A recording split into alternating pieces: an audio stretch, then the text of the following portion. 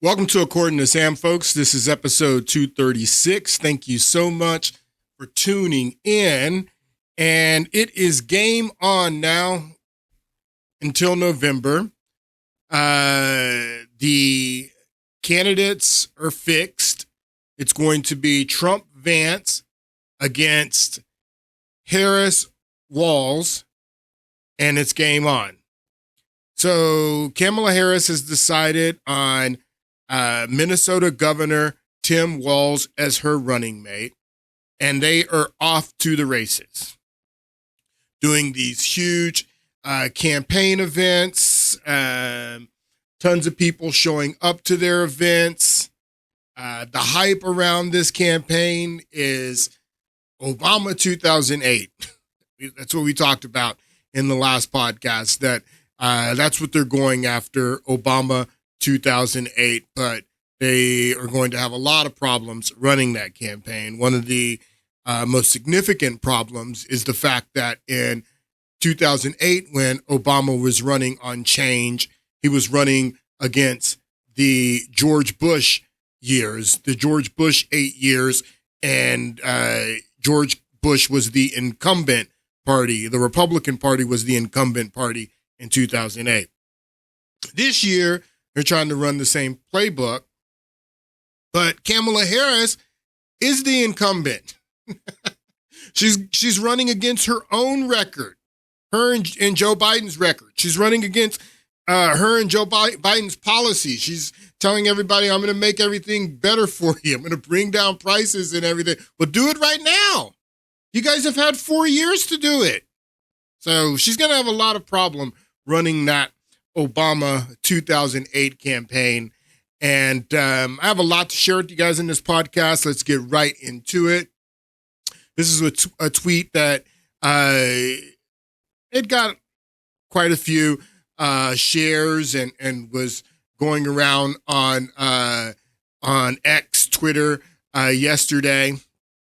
And this girl says Kamala Harris's website has her bio, Tim Walz's bio, a merchant link, a link to donate, which you have to bypass to even get to the website. Not one stated goal, no campaign promises, nothing on her website. She has no policy. She's not running on any policies. The only thing I've been telling you guys, the only thing that her campaign is about is hype. That's all it's about. So not a stated campaign goal, no campaign promises, nothing. And her only statement tonight, and this was at her rally that she did in Michigan, is shut the F up about Gaza, fall in line. So what is this girl talking about? So going back to Littman's 13 keys, and you have to have 6 of these keys turned for the incumbent party to change. I'll show you where Littman is right now. Where's he at? Where's Mr. Littman? Here he is. So this is Alan Littman's own Twitter page. Those that are in red are keys that are turned, and if they're in this light pink, they are leaning that way. So you only need 6 of these 13 keys to be turned before he's going to predict that the party in power will be defeated. And he's already got 5. Well, he's got 2 that are solidly red. And then I don't know how he doesn't have military failure solidly red. I've done a whole podcast on this. How could this guy not have military failure solidly red after the Afghanistan pullout? But I've also explained to you that Alan Littman is a partisan. He is a Democratic partisan, and he has stated himself the toughest thing about his model is keeping his own politics out of it. But 100%, Joe Biden has a military failure. He doesn't have any foreign policy military successes. And we're not talking about Joe Biden anymore. We're talking about Kamala Harris, but she's part of the Biden administration. Her and everything that I don't know why Trump's saying that he has to run a different campaign now, because he doesn't have to run a different campaign. It's the same campaign. It's the same administration. It's the same policies. So he's already got 5 here. He's already got 5 keys turned on her. 5 keys red. Now, I would argue that there are 6. I continue to say that the border is a scandal. I would turn the scandal key on him because the border is a scandal. But this is the one, social unrest, no social unrest. Now notice it's light blue, so it's leaning blue. And this is what they're trying to prevent, because you already have the incumbency key turned, because when Joe Biden dropped out, you got the incumbency key turned. So they don't want to have, this is the one, not so social unrest is part of it, but also this, no primary contest. So this is already solidly blue because Kamala Harris has been anointed. So you don't have any primary challengers. So that's what Littman was really worried about, that when Joe Biden dropped out, that somebody would jump in to challenge Kamala Harris. That didn't happen. So the one that's really shaky is social unrest. So what's the social unrest is about? It's about the people that have been protesting the war in Gaza and the Hamas supporters. And so they thought that's why, and we're going to get into that. I'll get into this in a little bit later, but that's why she picked this guy Walz, because everyone was thinking that she was going to pick Josh Shapiro, who is the governor of Pennsylvania. Again, an important swing state. She doesn't pick him. He was a little bit too Jewish for the Hamas supporters. So Kamala Harris picking Walz, you saw all of these progressives rallying around, she made the right choice. She made the right choice. And they thought that they were going to get away without having this social unrest key turned, without having the Hamas supporters rise up against Kamala Harris and her campaign. But that's not what happened. She was in Michigan just the other night, and she had protesters that are heckling her at her protest. And this is what she said. And it's hilarious because she's really set these people up. These people are pissed now, the Hamas supporters. And because of the way that she's acting she barks at this woman and these protesters like they're dogs. I mean, if this woman is elected, this is some real insight to how she will govern. Listen to this. And he intends to end the Affordable Care Act. You know what? If you want Donald Trump to win, then say that. Otherwise, I'm speaking. So, shut up. And then the crowd goes crazy. Oh, she's so tough. If you're so tough, go sit in front of the media and let the media ask you some questions if you're so tough, lady.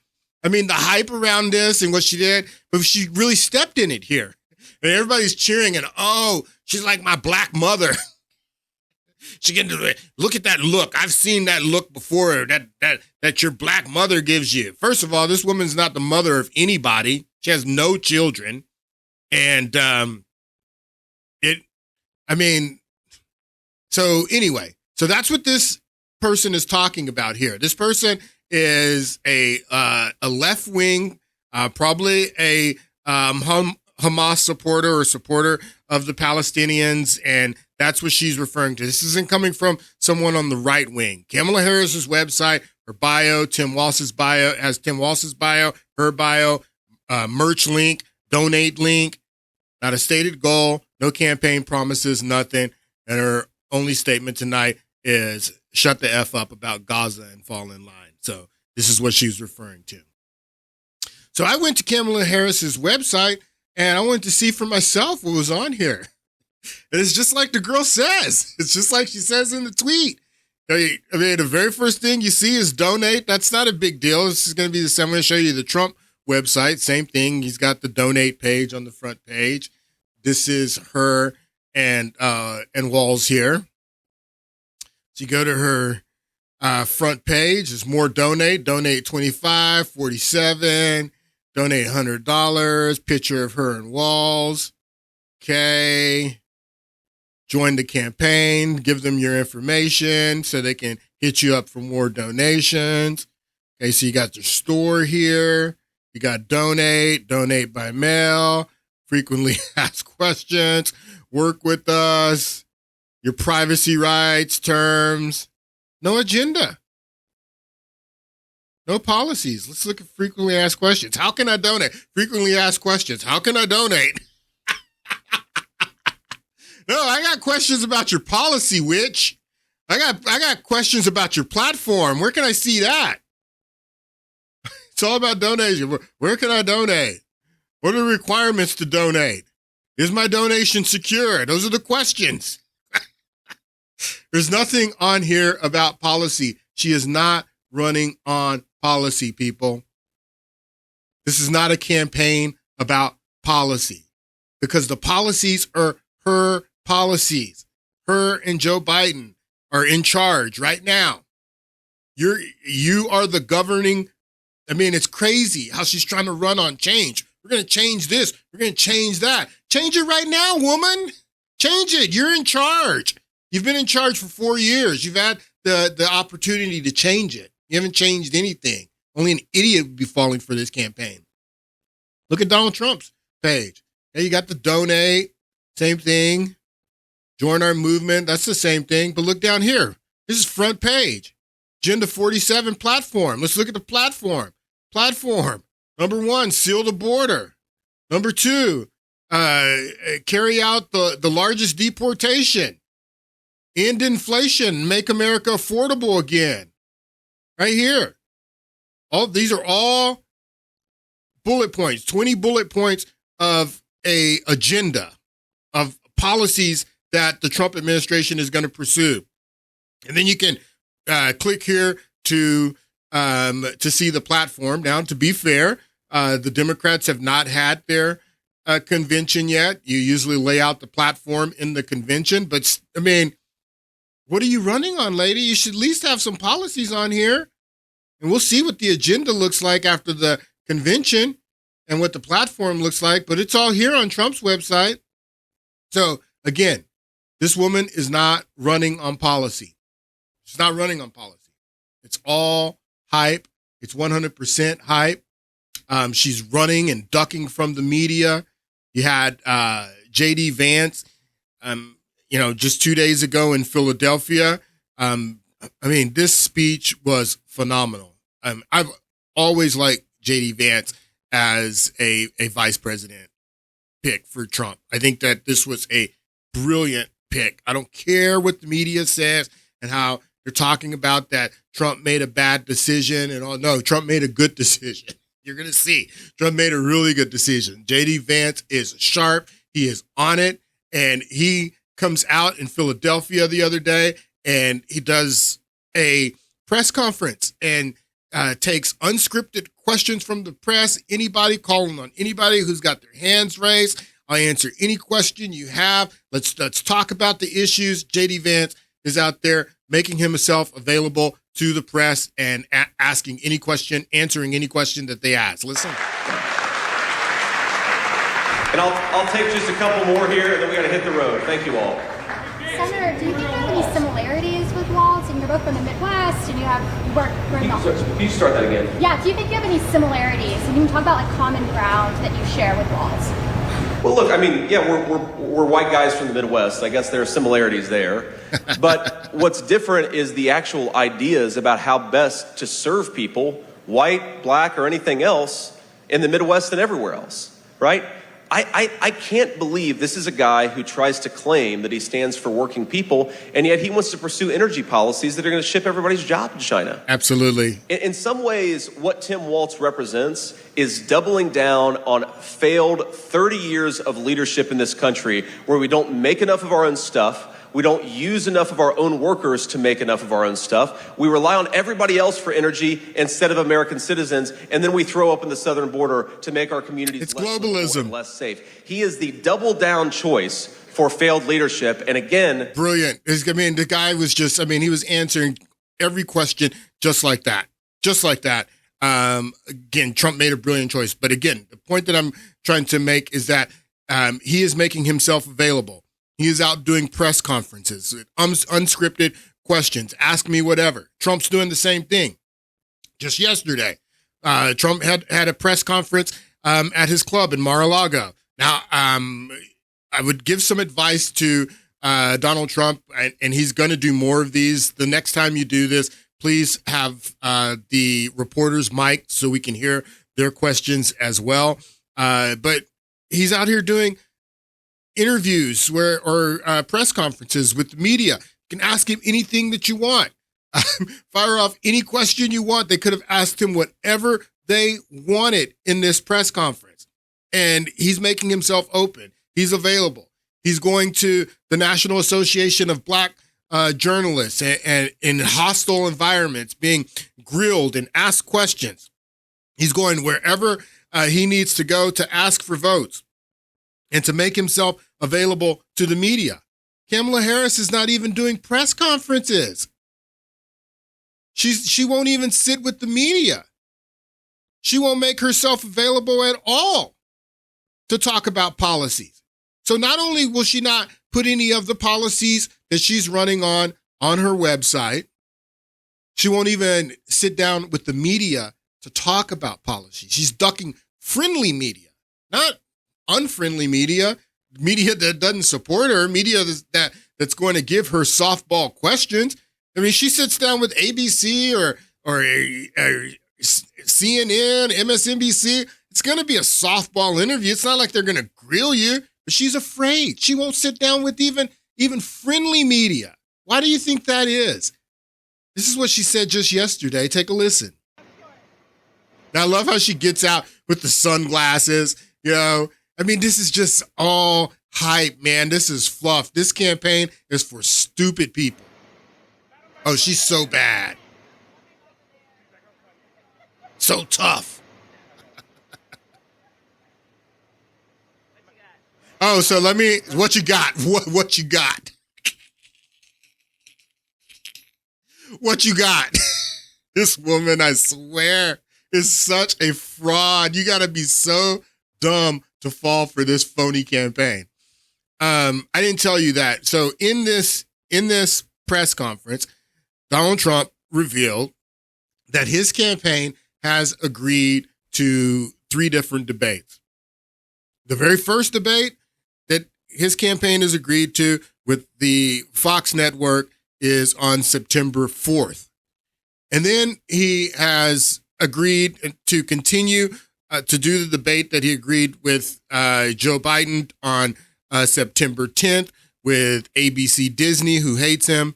And then there is a third debate later on in September with another network that hates him, that is on Kamala's side. Even Fox hates him. I mean, it's not like any of these networks are friendly to him, but that's what he says in this press conference. He said that we've agreed to 3 debates, and I've already done a debate with CNN that I agreed with Joe Biden and destroyed him. He's not even in the race anymore. And then we're going to schedule 2 more debates with networks that are left-wing networks, ABC, Disney, and I don't remember what the other network is, but she should at least agree to do 1 network on a moderate network like Fox. And Fox isn't even a conservative right-wing network. It's a moderate network. She should at least agree to do a Fox in a debate. Kamala Harris is saying that the only debate that she wants to do is the debate that is already agreed to on September 10th on ABC. And that's the only debate that she wants to do, is what she's saying. So that's what this question is about. What you got?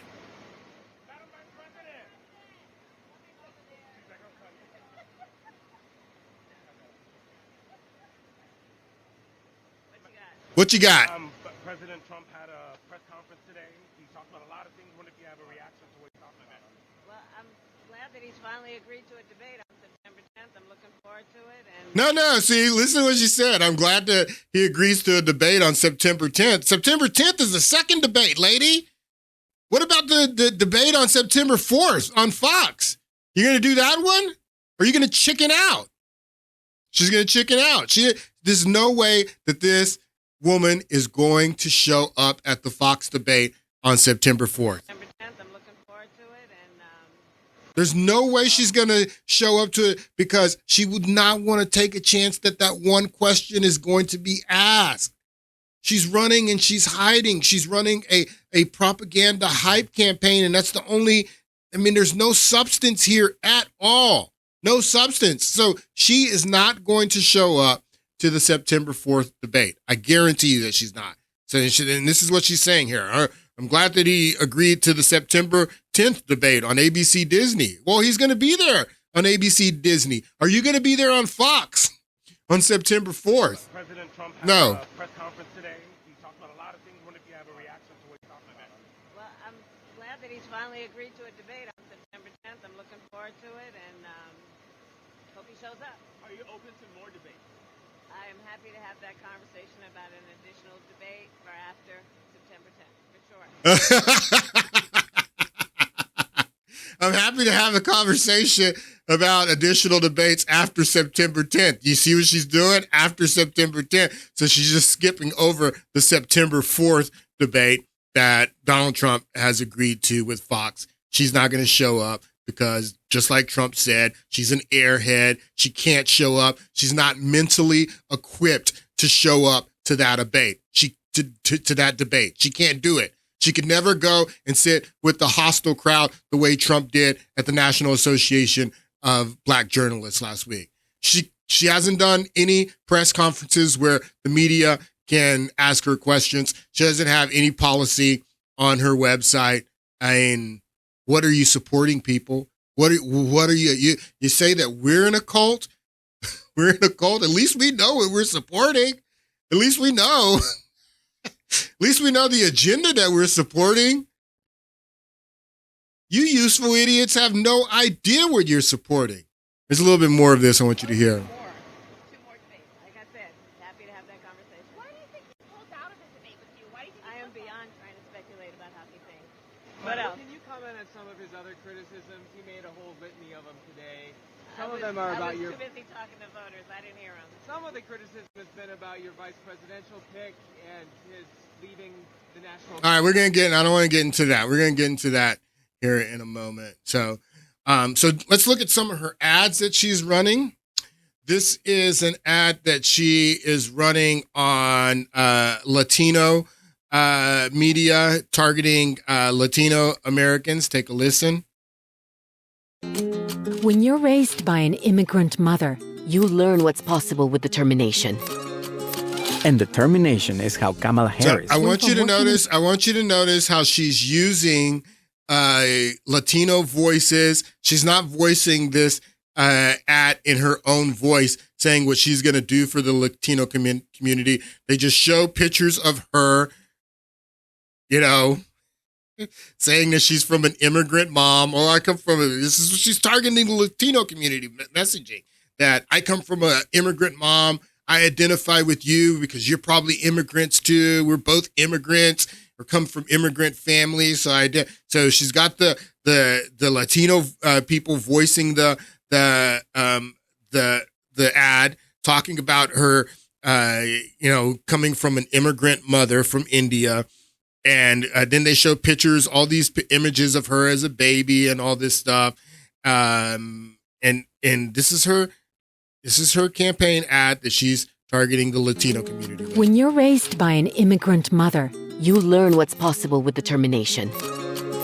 And determination is how Kamala Harris, went from working in McDonald's to Prosecutor State Attorney General, U.S. Senator and our vice president. in only one generation. And with that same determination, she always defended us. As a prosecutor, Always she defended protected us us. from violent criminals. No, as that's not Attorney true. General, She beat the banks that kick families out of their homes.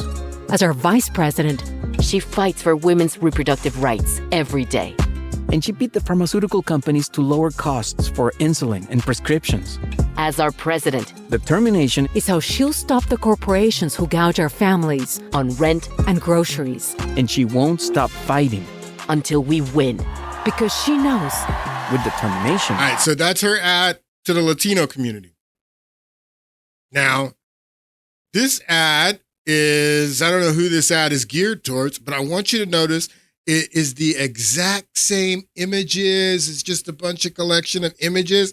Kamala's not voicing this in her own voice either.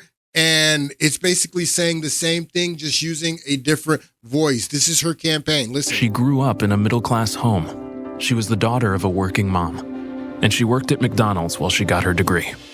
Kamala Harris knows what it's like to be middle class. It's why she's determined to lower healthcare costs and make housing more affordable. Donald Trump has no plan to help the middle class. Just more tax cuts for billionaires. All right, so this is what I mean about her running against her own record. Yeah, you're going to make housing more affordable? Well, who made it unaffordable? That was you. You made it unaffordable. I commented on this ad and I says, she's the one who made housing unaffordable. And I had this woman say, please explain. And I'll explain it to all of you guys. How she is responsible for making housing unaffordable. And now she's running on, I'm going to make housing affordable. The reason that she made housing unaffordable is because, I say it right here, she was the tie-breaking vote on all of the big spending bills, including and especially the $1.9 trillion stimulus they passed with her 51st vote that made inflation and interest rates skyrocket. This is the bill right here when Joe Biden came in. Now, I want you to understand that $2 trillion is how much we spent in Afghanistan over 20 years. We were 20 years in Afghanistan, and the total cost of our involvement in Afghanistan was $2 trillion. In one day, with Kamala Harris's 51st vote, not a single Republican voted for this. It was 50-50 in the Senate. They needed every senator, a Democrat senator to vote for it, and they needed the vice president to break the tie to pass this nearly $2 trillion when just within weeks of Joe Biden and Kamala Harris being sworn in. This is Mark Warner. He's a Democrat. Mark Warner, after the fact, says Biden's $1 trillion pandemic relief package was too big. Democrat Senator Warner says it was too big. And this is what Republicans said in the beginning. This was after we had already had a vaccine. COVID was pretty much over. People were going back to work. The country was reopening. There was no reason for Democrats to pass a $2 trillion stimulus package. And Republicans said, no, we're not supporting that. It's too big. It's going to cause inflation. Even Larry Summers, Democrat Larry Summers, said, this is too big. This is going to cause inflation.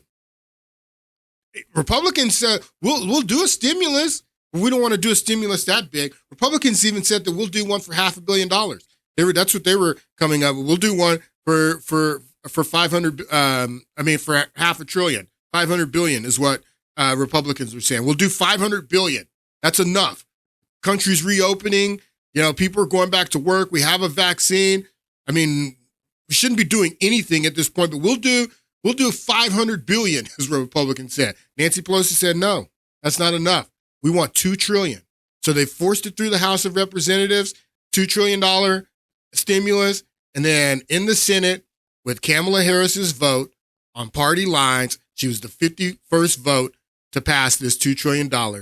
And then inflation and interest rates started skyrocketing right after that. So she is responsible for housing being unaffordable, but now she is running saying that she's going to lower the cost of housing. Well, how are you going to do that? I sure wish you would sit down for an interview to tell us how you're going to do that. It's ridiculous. This whole campaign is nothing but hype. I've been telling you. Coney 2012 Fire Festival, it's nothing more than an online campaign of television ads, TV ads, marketing, frequency, hiring influencers on TikTok and all this stuff. No policy, no substance. This is all that it is. Take a listen to this clip. about these influencers that they're hiring. This month, Sunay says she was hired by Protect Our Care, a progressive advocacy group that relies on anonymous donors. She made a video warning about Trump's second-term agenda. They almost help you script it, right? Right, like, definitely. She takes their talking points and puts them into her own. So they hire. So these are basically PACs.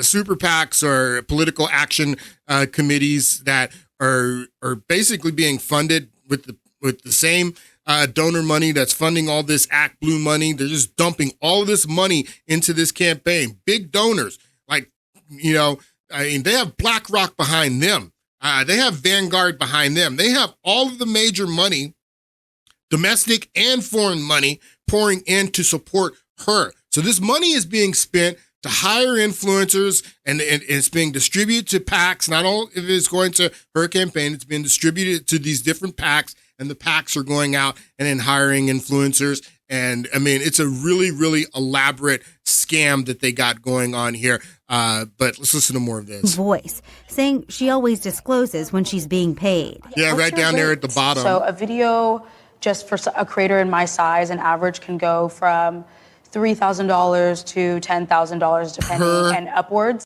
Per upload, per video, $3,000 to $10,000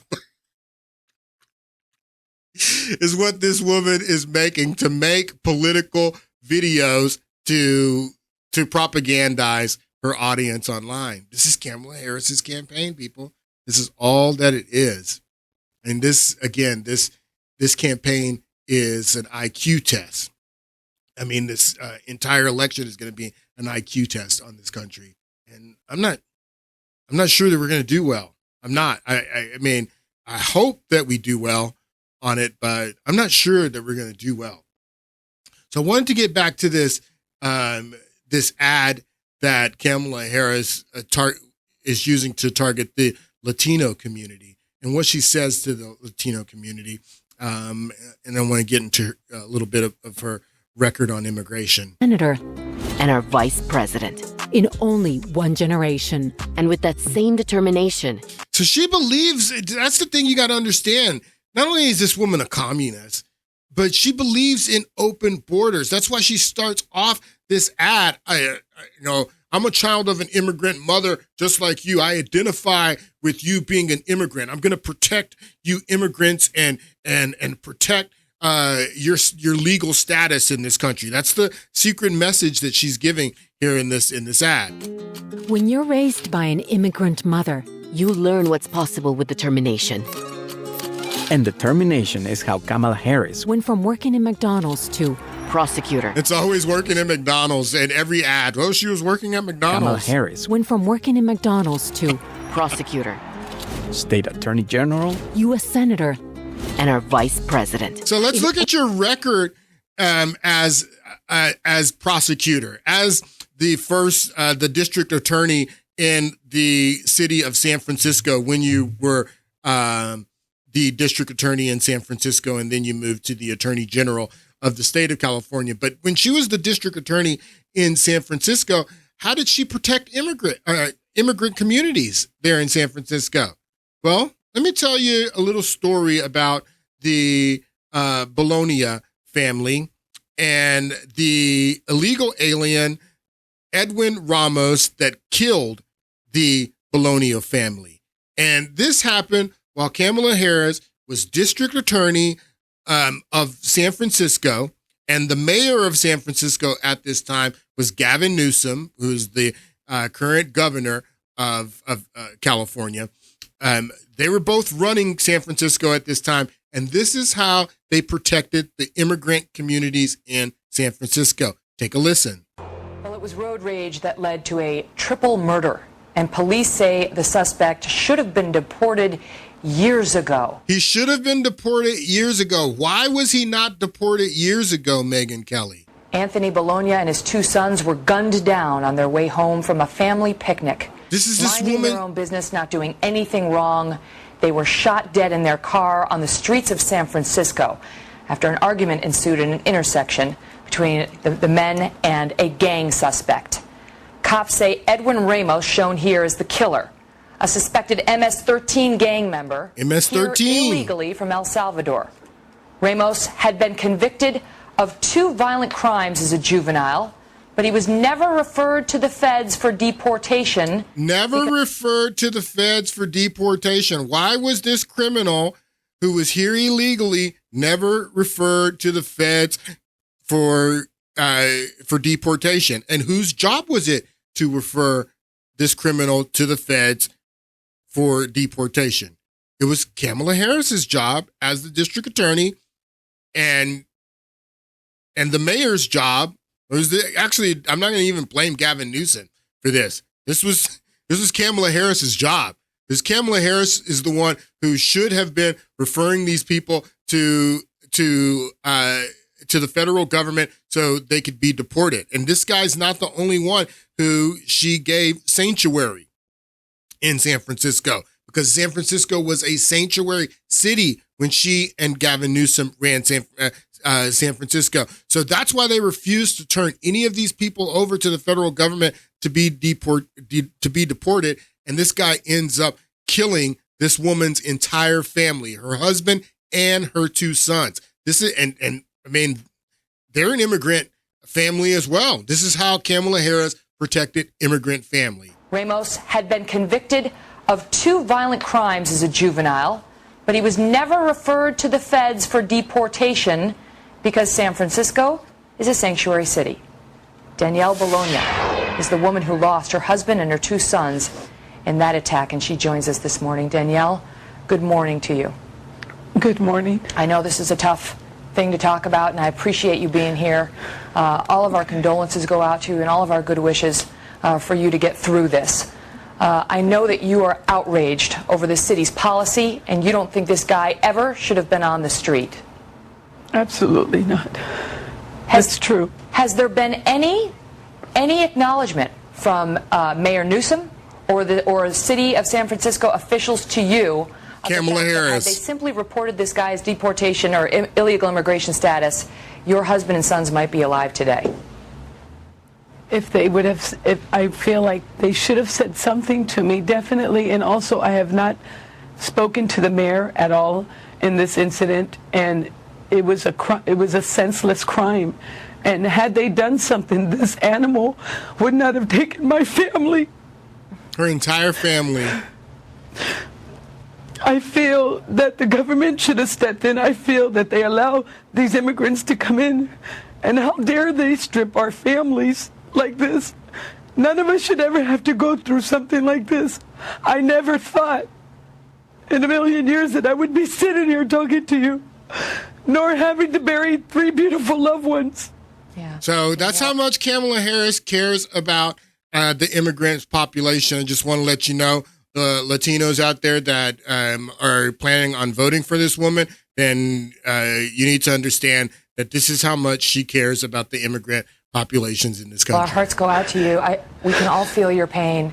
And it's such an important story to tell because San Francisco is not the only sanctuary city out there. Nope. This guy, Edwin Ramos, accused in this crime, was convicted as a juvenile of gang assault, of attempted robbery of a pregnant woman. The feds were not alerted after those 2 arrests because of the sanctuary city policy. And then just this past March, he was arrested again on gun charges. The feds were told in that instance, Danielle, but they decided for some reason not to put him on an immigration hold, not to detain him until he could be deported. The system seems to have failed your family. Do you hear this? At every turn. That they did after this last crime that he committed multiple crimes, but after the last crime, they did notify the feds about him, but the feds couldn't find him at that point because Kamala Harris wouldn't hold him. Again on gun charges. The feds were told in that instance, Danielle, but they decided for some reason not to put him on an immigration hold, not to detain him until he could be deported. The system seems to have failed your family. Yeah. So because Kamala Harris did not, they did notify the feds, but they didn't hold this guy until the feds got there to pick him up. So when the feds, found out about him, they're like, we don't know where this guy is. They don't find out who he is until he kills this person's family. This is Kamala Harris. This is her record. So really interesting thing.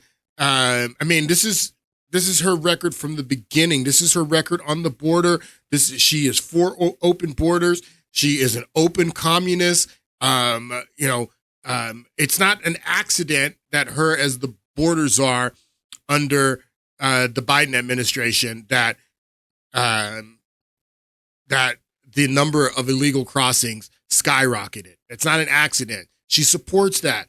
Her and Biden, they supported it all the way until the beginning of this year when they decided that they wanted to do something about it. But they didn't decide they wanted to do anything about it in year one of their administration. They didn't decide they wanted to do anything about it in year two of their administration or year three. And the illegal immigration skyrocketed in those first 3 years. And then they come into the final year of their administration when they're getting ready to run for re-election, and they start trying to push legislation.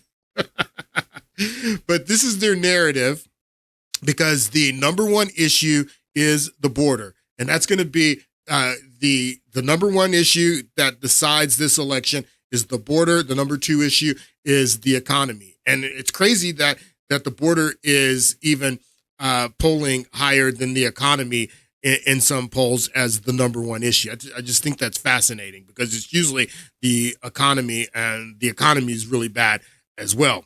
But this is their narrative.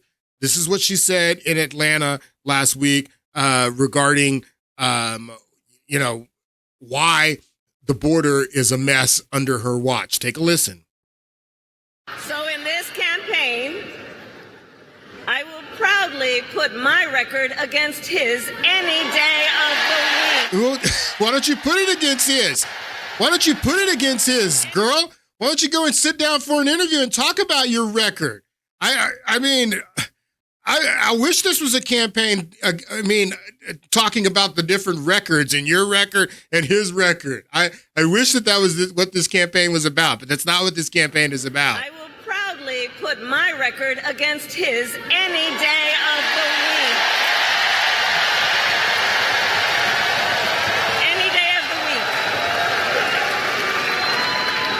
week. Including, for example, on the issue of immigration. So I was the Attorney General of a border state. In that job, I walked underground tunnels between the United States and Mexico on that border with law enforcement officers. And what'd you do? I went after transnational gangs, drug cartels, and human traffickers that came into our country illegally. So listen to this. She went after drug traffickers and all these people that came into our country illegally. What about everybody else that you let into the country illegally as Attorney General and didn't go after them? So you think it's okay? You're saying that you went after the drug dealers and all that stuff, which is a lie. That's not true. But it's okay to let everybody else. What were the illegal crossings in California like when you were Attorney General? You just said you had put your record up against Trump's. What were the illegal crossings like when you were Attorney General? And did you do anything about that? No. You supported sanctuary cities all over the state. You supported open borders. That's your record. Between the United States and Mexico on that border with law enforcement officers. I went after transnational gangs, drug cartels, and human traffickers that came into our country illegally. I prosecuted them in case after case, and I won. Donald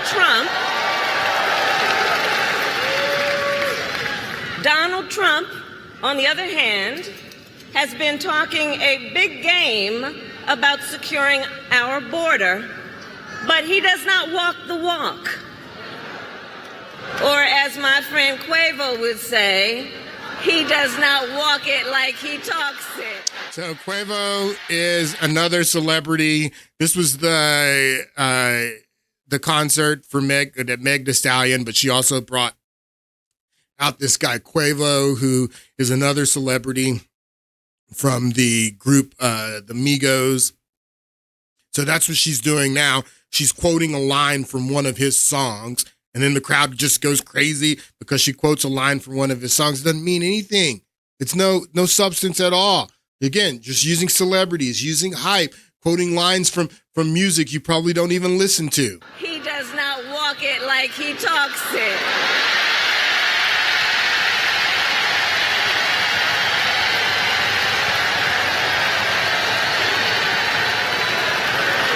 Where's Playboy?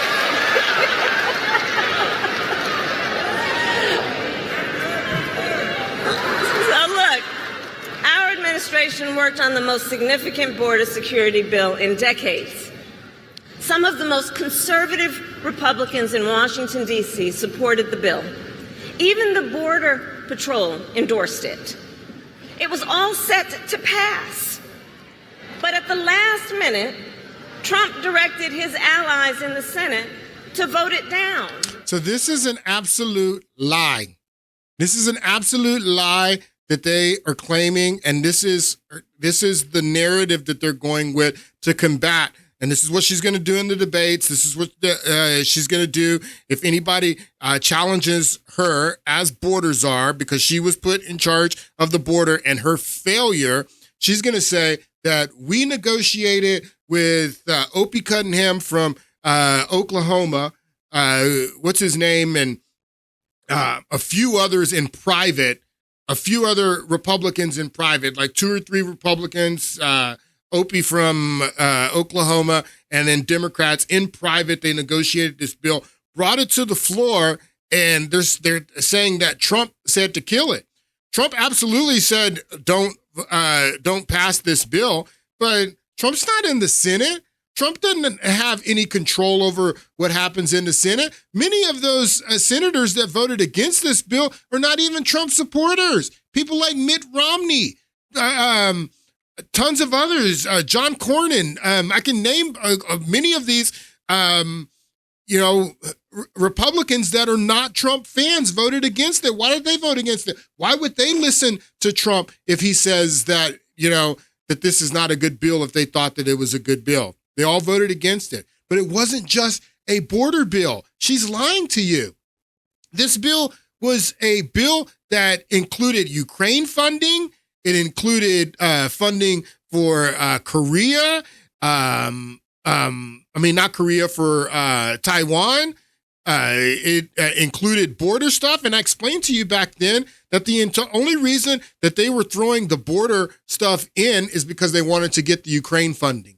So they knew that they needed to throw Republicans a bone so they could get the border. I mean, there were multiple reasons. That was part of it, because they were really wanting to get the Ukraine funding, and they knew that Republican voters do not support the Ukraine funding. So that's why they lumped it all in together, and then they put the border funding in there, the funding to Taiwan, funding to Israel. It was all included and lumped together, and that's why many of these Republicans voted against it. Even Chuck Schumer voted against this bill. But all that aside, when is this important bill to secure the border, when is this even proposed? February 2024. What about the first 3 years of your administration, Kamala Harris? What happened with the border in the first 3 years? This graph, this is again the graph that, and this graph comes from the Border Patrol. And this was the graph that Donald Trump had on the Jumbotron when they tried to kill him, and he turns and references this graph, and the bullet just misses him. But look at this graph.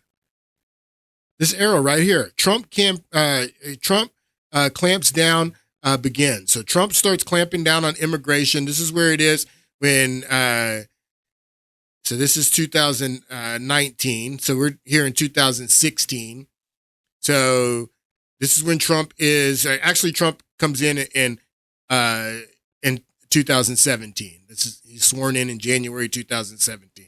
So he starts saying it go up in Trump's first 3 years, and then he has this period in 2019 where it is this is the 150,000, just under 150,000. This is the height of the immigration crisis during the Trump administration. Little rise here, and then in 2019, Trump starts to clamp down on it, and he takes it down here. It's lower than it's ever been, below 30K. And then this arrow is when Trump leaves office, is what it says. Trump leaves office, and then Joe Biden and Kamala Harris come in right here. And then look at this. This skyrockets. This is border crossings under Joe Biden and Kamala Harris. Kamala Harris has made the border czar right around here. So Joe Biden puts her in charge of this, and you still have this skyrocketing way over what it was at Trump's highest point. Significantly. They're just letting people flood over our border. And then they do this bill. They propose this bill to fix the border. Now, let me explain this.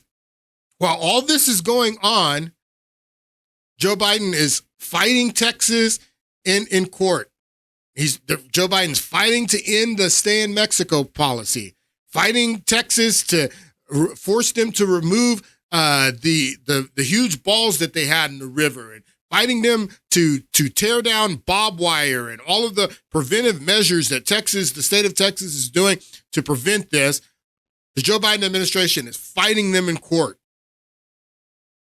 So then we get here to 2024, and February, this right here, February 2024 is when Joe Biden and the Republicans in the Senate start working on this bill because the Ukraine funding was winding down and they wanted to get the Ukraine funding. And so they start to negotiate with border security. This border bill did not go nearly far enough. They make it, the most significant border package ever. No, it didn't go nearly far enough. We want more. We want deportations. Welcome to the News Hour. The most significant immigration reform proposal in a generation is now in the hands of the U.S. Senate after negotiators unveiled their compromise deal. The bipartisan deal would tighten asylum rules and allow for partial border shutdowns while increasing enforcement and opening some new avenues for legal migration. The measure would also offer billions of dollars in assistance to Ukraine, Israel, and Taiwan for the defense of their respective borders. Congressional correspondent Lisa Desjardins has been digging into the bill text and the immediate reactions to it. So the bill was not just a bill for the border. The bill was a bill for Ukraine. It was a bill for Israel. It was a bill for Taiwan, and it included the border stuff in there. And the most important thing was the Ukraine funding. That's why they were negotiating. And the bill did not go far enough. And yes, they voted against it. But I mean, you're here. You're here when that bill is introduced. And you had no guarantee that it was going to pass in the House of Representatives if it passed in the Senate. So Kamala Harris is a flat out liar here. Her policy on the border is absolutely atrocious. It's been atrocious ever since that she was the district attorney of San Francisco. She became the attorney general of California, and her border policy has always been open borders and protect illegal immigrants. That is her policy. She's a liar. All right. I wanted to show some of these other casualties, people getting killed by illegal immigrants that she protected as Attorney General and DA. Kamala Harris championed sanctuary city policies, and these migrant crimes could come back to haunt her. In a sane country, if we were a sane country, these crimes would come back to haunt her because this is her record. This is her record. We already talked about Edwin Ramos, MS-13. This guy should have been deported. She protected him. She protected Roni Aguilera. He murdered some Americans. He should have been deported. This guy should have been deported. This guy should have been deported. He killed, what's her name? What's the girl's name that he killed? Kate Steinle. She's walking on the pier there in San Francisco with her father. Just catches a bullet from this guy that had been deported 3 times. This guy had been deported 3 times. But because of, this was under the Obama administration when she was AG. This guy had been deported 3 times, but because the border was wide open, he kept coming back. I mean, it does no good. I love when they talk about how many people that were deported under Obama. It does a lot of good to deport them when the border's wide open and they can just turn around and come right back. That's what this guy did. He's deported 3 times. Just turns around and comes right back, and he goes to San Francisco where Kamala Harris and Gavin Newsom are in charge, and he finds sanctuary there.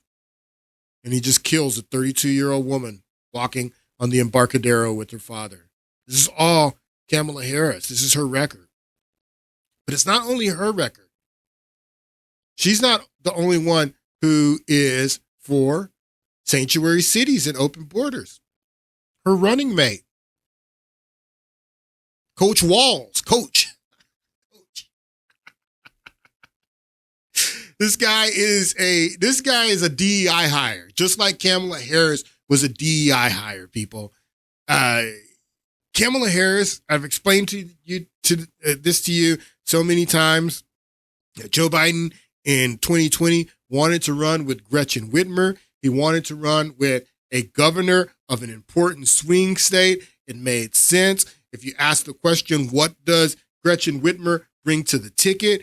It makes perfect sense. You don't even need to ask the question. She's a governor of an important swing state. It makes sense that Joe Biden would pick her as a running mate. But he doesn't go with Gretchen Whitmer. He goes and picks Kamala Harris from California, and California's not a swing state. Kamala Harris doesn't bring me anything. What does she bring you?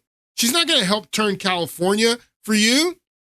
What does she bring you in this election? And I've explained to you that in 2020, the thing that Kamala Harris brought to the table is that she was perceived to be a black woman, DEI. She was hired because she was a black woman. Mr. Walz here was hired because of his identity and his identity only. The logical choice for Kamala Harris would have been for her to pick a governor from an important swing state, Josh Shapiro, and she didn't go with him because he was too Jewish.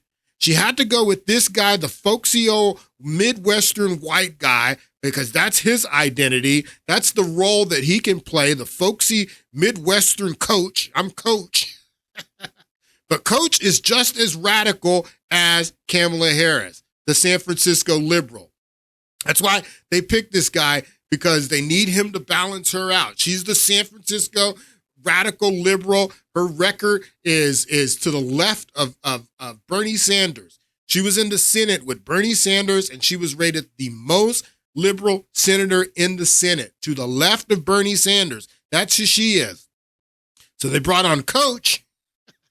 They brought on Coach to balance that out. His role is to play the folksy old coach, former teacher. You know, I'm just like your granddad. You know, I hunt like you.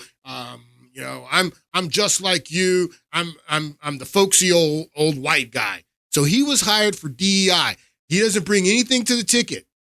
Minnesota's not up for grabs. It's not a swing state. I'd be very surprised if Trump won Minnesota. Minnesota is firmly in Kamala Harris's grasp, but that's not why she picked him. She didn't pick him because he helps her turn any states.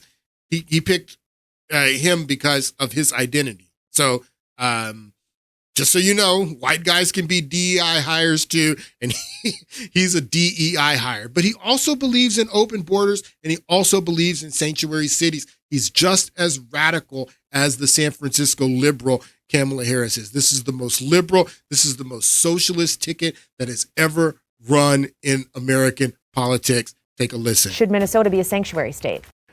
If the definition of that is that the federal government enforces immigration law and local law enforcement enforces local law, then yes. Should cities be allowed to be sanctuary cities? Yes, local control. Cities should be allowed to be sanctuary cities. States are allowed to be sanctuary states. He believes in the same policy that's got this woman's entire family murdered by a MS-13 member. So I'm only getting started here, people. This woman has an entire record that we are going to explore on this podcast. I'm going to introduce you to Kamala Harris because you don't know her. You don't know her. The fact that this woman is even polling anywhere near Donald Trump tells me that this country does not know her. Or if that's the case and you do know her, then we've already crossed the Rubicon and we're going full on communists in this country. Anyway, I hope you enjoyed the podcast. I will see you on Monday. Have a great weekend, and we'll get back into this on Monday.